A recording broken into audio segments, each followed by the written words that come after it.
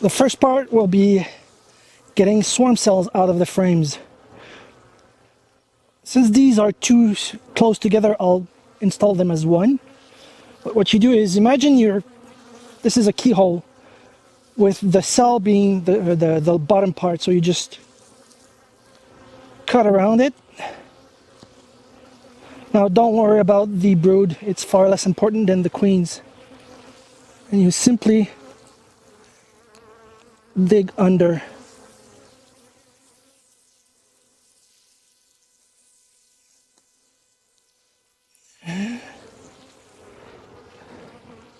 Trying not to damage the cells themselves.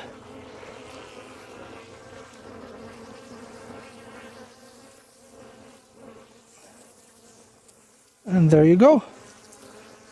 The cells got separated from the comb. And now it's just a question of installing this in one of the mating nucs. Okay. And the final step is pretty simple. Take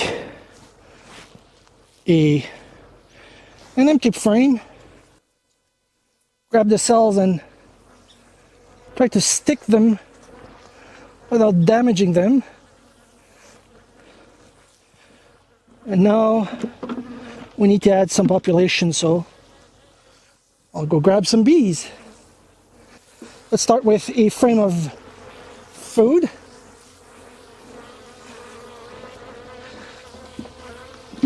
And a frame of pollen with a bit of the remnant of the brood from the Flyback split.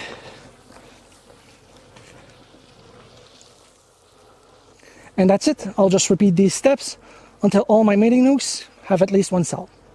Thank you all for watching. Please like and subscribe, and I'll see you all next time.